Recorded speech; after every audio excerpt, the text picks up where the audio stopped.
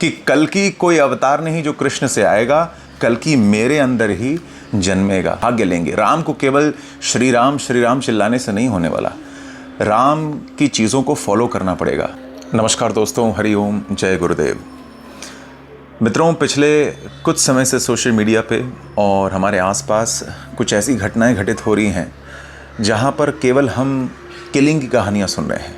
कोई किसी को मार दे रहा है, कोई किसी रिलेशनशिप में धोखा दे रहा है किसी को, और लगभग आसपास पूरे समाज में यही घटित हो रहा है। अब चाहे वो फिर मुंबई लोकल का मर्डर कह लो या फिर किसी को रिलेशनशिप में किसी पहाड़ से ढकेलना कह दो। ये सब कहानियाँ सुन के हमें और आपको क्या समझ में आता है? ये हम सबके लिए बहुत बड़ा लेसन है, ये हम सबके लिए बहुत बड़ा दंड है। दोस्तों, हमें समझना होगा कि स्वास्थ्य का मतलब सिर्फ शरीर नहीं होता है, बाहरी शरीर नहीं होता है। स्वास्थ्य के 4 स्तंभ होते हैं। पहला स्तंभ होता है एक शारीरिक स्वास्थ्य, यानी कि हेल्दी बॉडी। शरीर का स्वस्थ होना बहुत ज़रूरी है, ये तो सबसे पहला स्तंभ है। दूसरा है मानसिक स्वच्छता, यानी कि क्लियर एंड अवेयर माइंड।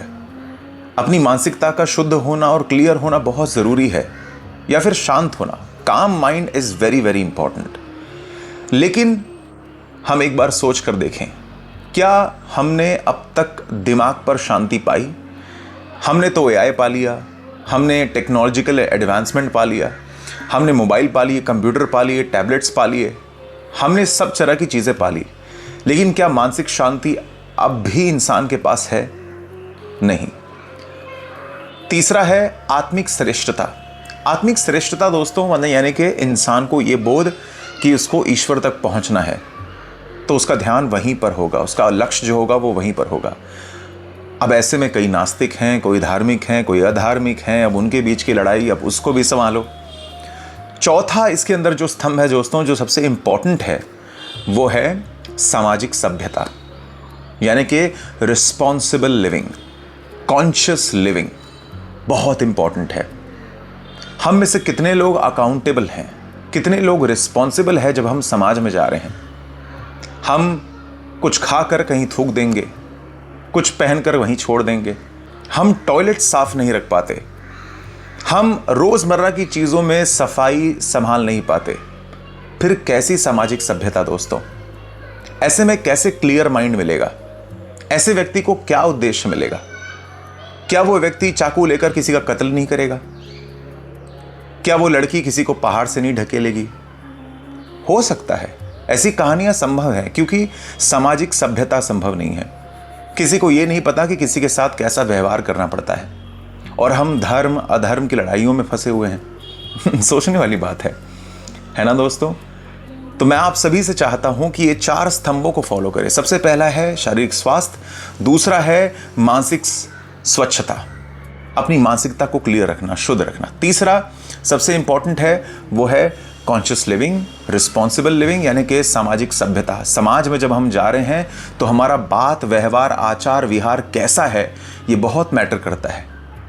आज नए बच्चे बूढ़े लोगों को थप्पड़ मार के गाली देकर निकल जाते हैं। कई बार ऐसा रोड रेज में मैंने देखा है अपनी आंखों से। और चौथा जो सबसे इंपॉर्टेंट है, वो है आत्मिक श्रेष्ठता। मित्रों, हम शारीरिक स्वास्थ्य के आगे ही नहीं बढ़ पाए हैं। मानसिक शांति तो भूल जाओ, सामाजिक सभ्यता तो भूल जाओ, और आत्मिक श्रेष्ठता तो मेरे ख्याल से आज के ज़माने में, कलयुग में तो संभव ही नहीं है। अगर मैं गलत कह रहा हूं तो मेरी बात को रोकना। प्रिय दोस्तों, समय आ गया है कि हम कृष्ण के कल की अवतार का इंतज़ार ना करें, है ना? हम स्वयं कल की बनने का एक नेतृत्व लें। हम ठाने कि कल की कोई अवतार नहीं जो कृष्ण से आएगा, कल की मेरे अंदर ही जन्मेगा, आज नहीं तो कल। तो आप स्वयं अपने जीवन में अपने बच्चों को या आसपास जहां भी आप रह रहे हैं, अगर कल की बनने का एक सौभाग्य लेंगे, राम को केवल श्री राम चिल्लाने से नहीं होने वाला, राम की चीज़ों को फॉलो करना पड़ेगा। पुरुषोत्तम सिर्फ केवल राम को बोलने की ज़रूरत नहीं, ये कहो कि मैं भी किसी दिन राम की तरह शायद बन पाऊँ। जब ऐसे वैल्यू, ऐसे एथिकल वैल्यूज़ को, ऐसे मोरल वैल्यूज़ को जब फॉलो किया जाएगा, तब हमारा देश श्रेष्ठ होगा दोस्तों।